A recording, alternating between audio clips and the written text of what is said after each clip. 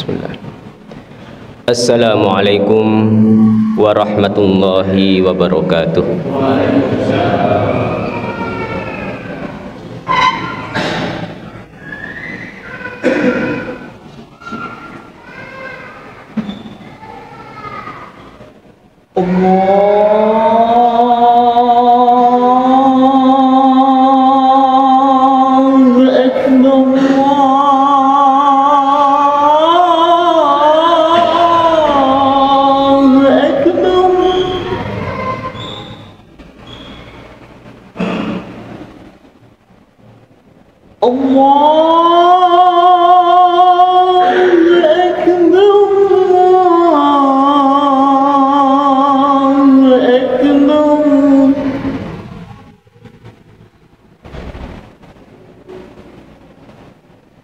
أشهد أن لا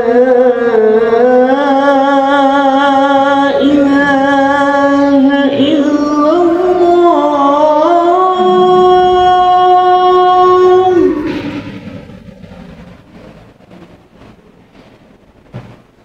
أشهد أن لا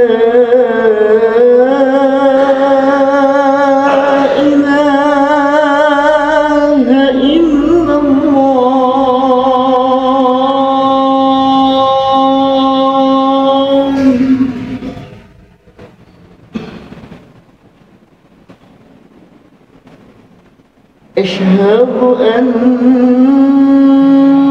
محمدًا رسول الله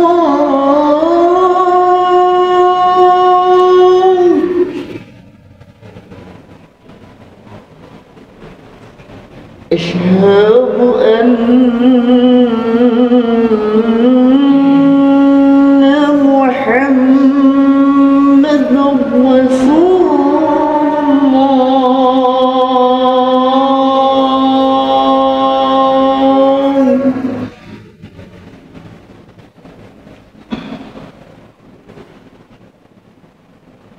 حي على الصلاة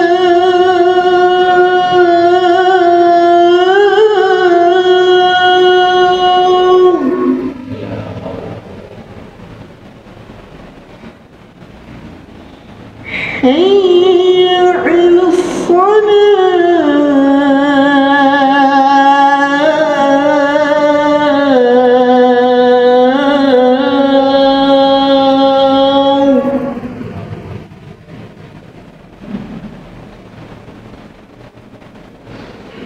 حي على الفلاح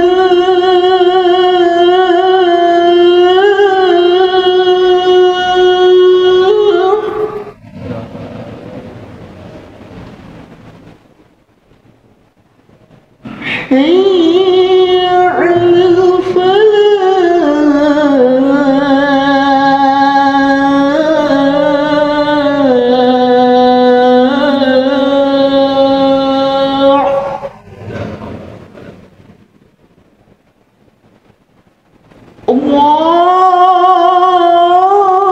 الله أكبر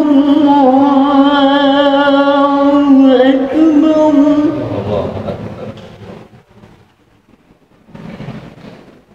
لا إله إلا الله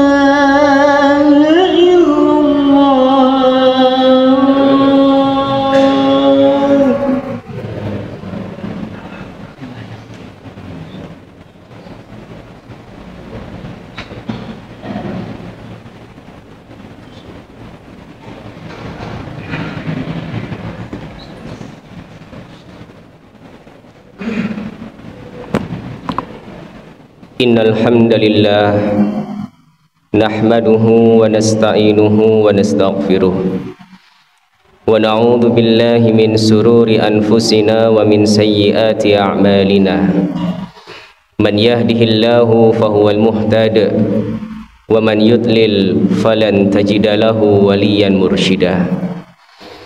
Asyhadu an la ilaha illallah wahdahu la syarikalah wa asyhadu anna Muhammadan abduhu wa rasuluhu la nabiyya ba'dah. Allahumma salli ala Muhammad wa ala alihi wa ashabihi ajma'in, amma ba'du.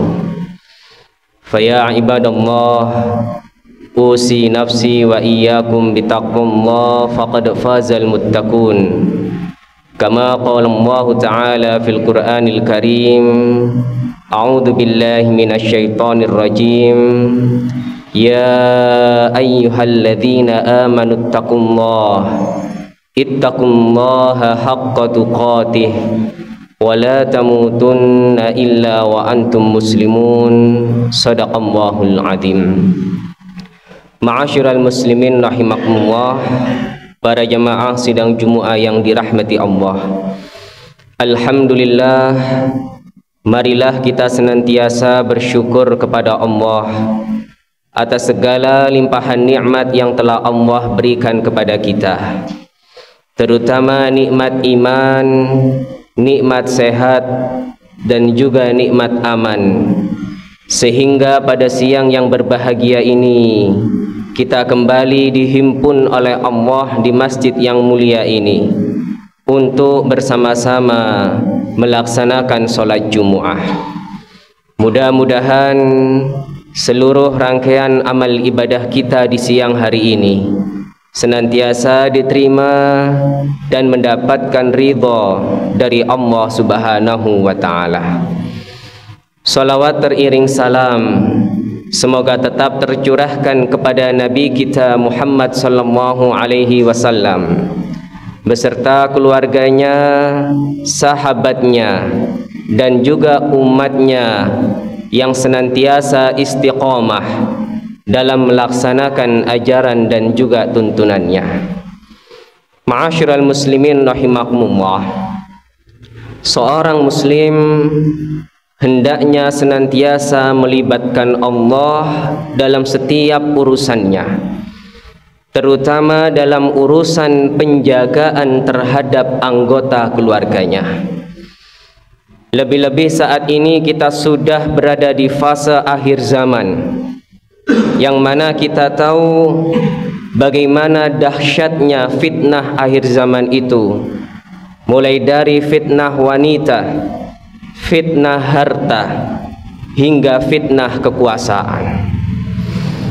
Itulah sebabnya Nabi Ya'qub alaihi salam ketika beliau akan melepas Binyamin pergi bersama putra-putra yang lainnya dalam rangka memenuhi panggilan dari Al-Aziz pada saat itu, yaitu Nabi Yusuf alaihi salam. Beliau berpesan kepada putra-putranya, "Fallahu khairun hafidhah." Allah adalah sebaik-baiknya penjaga. Artinya beliau ingin menyampaikan kepada putra-putranya, "Wahai anak-anakku, janganlah kalian hanya mengandalkan kemampuan kalian untuk menjaga Binyamin, karena terbukti dulu kalian pernah gagal ketika menjaga Yusuf. Maka libatkan Allah dalam setiap urusan kalian, terutama dalam urusan menjaga adik kalian, yaitu Binyamin." Pun demikian dengan kita hari ini, para jamaah sekalian. Ketika kita sudah memutuskan untuk melepas putra-putri kita hidup jauh dari kita dengan tujuan apapun itu, ada yang pergi dengan tujuan tolabul ilmi, ada yang pergi dengan tujuan hidup bersama pasangannya, ada yang pergi dengan tujuan bekerja. Maka ketika kita sudah mengizinkan mereka untuk hidup jauh dari kita, maka jangan lupa kita titipkan putra-putri kita kepada Allah, dan jangan hanya kita titipkan mereka kepada manusia. Karena siapa yang menitipkan putra-putrinya kepada manusia, maka dia harus siap-siap kecewa. Tapi siapa yang menitipkan mereka kepada Allah, maka yakinlah Allah tidak akan pernah mengecewakan kita. Lebih-lebih saat ini, para jamaah sekalian, kita tahu sejak tahun 1984 ada sebuah gerakan masif yang dilakukan oleh kaum Kristen yang disebut dengan geraham atau gerakan hamilisasi. Gerakan ini dimulai dari kota Solo yang memiliki target utama untuk memurtadkan wanita-wanita muslimah. Jadi mereka berusaha memikat hati wanita muslimah, kemudian menghamili mereka, lalu memaksa mereka untuk murtad atau keluar dari agama Islam. Dan yang menjadi agen utama dari gerakan ini yaitu pemuda-pemuda Kristen yang secara fisik mereka di atas rata-rata dan mereka punya status sosial yang tinggi dan juga jenjang pendidikan yang tinggi. Karena mereka faham kelemahan wanita muslimah ketika menilai seorang laki-laki yang dilihat hanya dua, dilihat dari fisiknya dan dilihat dari hartanya. Maka tidak heran kemudian ketika mereka sudah berhasil memikat hati wanita muslimah, kemudian mereka menghamilinya, maka setelah wanita ini hamil, mereka akan diberikan dua pilihan. Mereka harus murtad. Kalau seandainya wanita muslimah ini tidak mau murtad, maka mereka harus mengambil pilihan yang kedua, yaitu anak yang dilahirkan harus dididik secara Kristen dan tidak boleh dikenalkan apa itu agama Islam. Na'udzubillah min dzalik. Dan ini berhasil para jamaah sekalian. Maka kita lihat dari data yang terbaru, negara dengan populasi muslim terbesar di dunia saat ini bukan lagi Indonesia, tapi sudah digeser oleh Pakistan. Pakistan dengan 98% dari total penduduknya memeluk agama Islam, atau sekitar 241 juta dari total penduduknya. Sedangkan Indonesia saat ini yang memeluk agama Islam tinggal 84%, atau lebih kurang 236 juta jiwa. Ini menjadi musibah bagi kita semua. Maka kalau kita perhatikan apa yang mereka lakukan sejak tahun 1984, maka ini membentuk sebuah pola yang sistematis. Bagaimana yang menjadi target kristenisasi itu bukan orang tua. Karena memurtadkan satu orang tua nilainya sama dengan satu orang. Tapi memurtadkan satu remaja, khususnya wanita muslimah, maka nilainya sama dengan memurtadkan 5 orang. Karena kelak wanita ini akan memurtadkan pasangannya, memurtadkan anak-anaknya, dan juga memurtadkan generasi-generasi setelahnya. Maka kita perlu ingat dengan hadis Nabi SAW. Bagaimana dalam hadis riwayat Qaza'ah yang dikeluarkan oleh Al-Imam Abu Dawud, Al-Imam Abu Qaza'ah mengatakan, aku pernah dilepas oleh Abdullah bin Umar ketika aku akan safar. Kata Abdullah bin Umar, halummu uwaddi'uka kama wadda'ani Rasulullah. Kemarilah Qaza'ah, aku akan melepas engkau sebagaimana dulu Rasulullah melepas aku. Kemudian kata Abdullah bin Umar, astaudi'uka Allaha dinak wa amanatak wa khawatim amalik. Aku titipkan engkau kepada Allah supaya Allah menjaga agamamu, menjaga amanahmu, dan menjaga amalan terakhirmu. Maka ketika kita akan melepas putra-putri kita, lalu kita doakan mereka, astaudi'uka Allaha dinak. Nak, aku titipkan engkau kepada Allah supaya Allah menjagamu. Artinya kita minta kepada Allah, ya Allah tolong jaga akidah anak saya, tolong jaga pergaulan anak saya, tolong jaga ibadah anak saya, khususnya sholatnya. Di atas ketika penjagaanku sebagai orang tua tidak sampai kepada mereka, maka tidak ada yang bisa aku harapkan kecuali kepenjagaanmu ya Allah. Artinya ketika kita tidak bisa mengingatkan mereka sholat 5 waktu, Pak, kita tidak sempat untuk mengingatkan mereka menjaga pergaulan, tidak ada yang bisa kita harapkan kecuali penjagaan dari Allah. Kemudian yang kedua, wa amanatak, aku titipkan engkau kepada Allah supaya Allah menjaga amanahmu. Ketika kita melepas anak kita dengan tujuan masuk ke pesantren misalnya, dengan tujuan menghafal Quran, artinya kita minta doa, minta kepada Allah, ya Allah, tolong bimbing anak saya dalam menghafal Quran, tolong permudah anak saya dalam thalabul ilmi.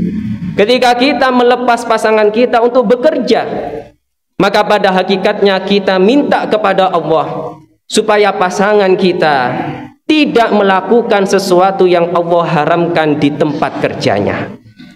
Kemudian yang terakhir, wa khawatim amalik, aku titipkan engkau kepada Allah supaya Allah menjaga amalan terakhirmu.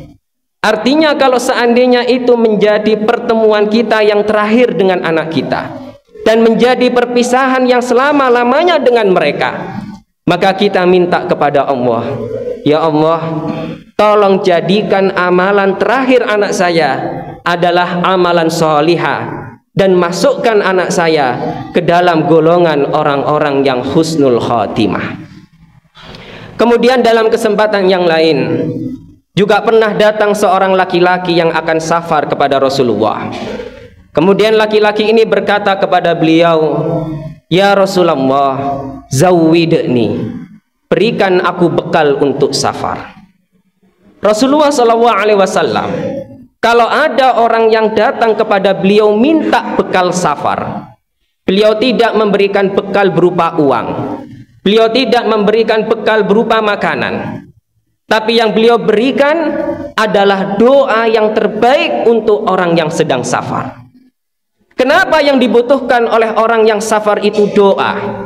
Karena Rasulullah tahu orang yang sedang safar, yang hidupnya jauh dari keluarganya, maka biasanya potensi dia berbuat maksiat lebih besar dibandingkan orang yang tidak safar dan dia sedang bersama keluarganya. Kalau ada orang yang bekerja dan dia hanya bisa pulang ke rumahnya seminggu sekali, sebulan sekali, bahkan 6 bulan sekali, maka potensi dia berbuat maksiat lebih besar dibandingkan mereka yang bekerja dan setiap hari mereka bisa berkumpul dengan keluarganya.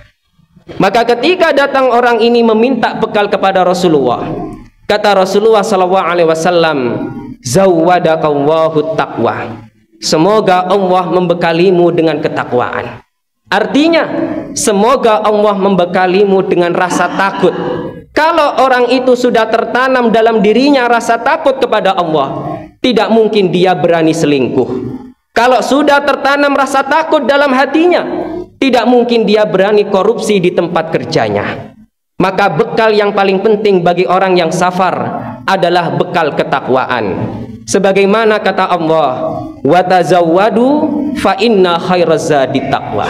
Berbekallah kalian, tapi sebaik-baiknya bekal adalah bekal ketakwaan. Kemudian yang kedua, wa ghafara dzanbak, semoga Allah mengampuni dosa-dosamu. Dan yang terakhir, wa yassara lakal khair haitsu ma kunta, dan semoga Allah memudahkanmu dalam melakukan kebaikan dimanapun kalian berada. Maka ketika orang itu sudah memiliki ketakwaan yang baik dalam safarnya, insya Allah dosa-dosanya akan diampuni oleh Allah. Kalau dosa seseorang itu sudah diampuni oleh Allah, maka dia akan mudah dalam melakukan kebaikan dimanapun dia berada. Karena terkadang yang membuat kita sulit melakukan kebaikan adalah maksiat yang belum kita mintakan ampun kepada Allah Subhanahu wa ta'ala. Untuk itu para jamaah sekalian, ketika kita akan melepas orang-orang yang kita cintai, terutama anak-anak kita, jangan kita lupakan doa penting ini. Dua doa dari Rasulullah SAW. Astaudiuka wa hadinak wa amanatak wa khawatim amalik. Kemudian doa yang kedua, zawwadaqallahu taqwa wa ghafara dhanbaka wa yassara lakal khaira haitsuma kunta. Maka insya Allah ketika kita sudah membaca doa ini, kemudian kita pasrahkan sepenuhnya kepada Allah, kita benar-benar titip kepada Allah, maka kita harus yakin Allah pasti menjaga anak-anak kita, dan Allah tidak akan mengkhianati, apalagi menyia-nyiakan sesuatu yang dititipkan kepadanya. Sebagaimana yang dikatakan oleh Abu Hurairah, Rasulullah SAW pernah mendoakan aku, astaudiukamwahalladzi la yudhi'u wada'i'ah. Aku titipkan engkau kepada Allah, wahai Abu Hurairah, zat yang tidak pernah menyia-nyiakan sesuatu yang dititipkan kepadanya. Aqulu qauli hadza fastaghfirullaha li wa lakum innahu huwal ghafurur rahim.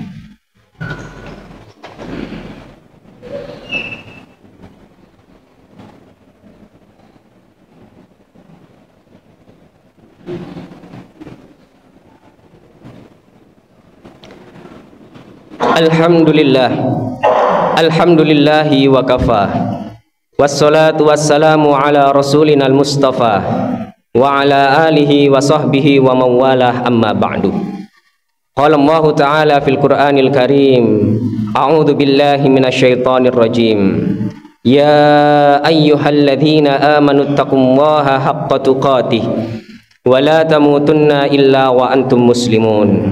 Wa qala fi ayatin ukhra, innallaha wa malaikatahu yusalluna 'alan nabi ya ayyuhalladzina amanu sallu 'alaihi wa sallimu taslima. Allahumma salli 'ala Muhammad wa 'ala alihi wa ashabihi ajmain. Allahumma ighfir lil mu'minina wal mu'minat wal muslimina wal muslimat al ahya'i minhum wal amwat innaka sami'un qaribun mujibud da'wat ya qadiyal hajat. Allahumma ansur ikhwanana al-muslimina fi Gaza, fi Rafah, wa fi Palestin, wa fi kulli makan. Rabbana zalamna anfusana wa illam taghfir lana wa tarhamna lanakunanna minal khasirin. Rabbana hab lana min azwajina wa dhurriyyatina qurrata a'yun waj'alna lil muttaqina imama. Rabbana atina fid dunya hasanah wa fil akhirati hasanah wa qina adzabannar. Wa sallallahu ala nabiyyina Muhammad wa ala alihi wa sahbihi wa sallam. Subhana rabbika rabbil izzati amma yasifun wa salamun alal mursalin walhamdulillahi rabbil alamin. Aqimis shalah.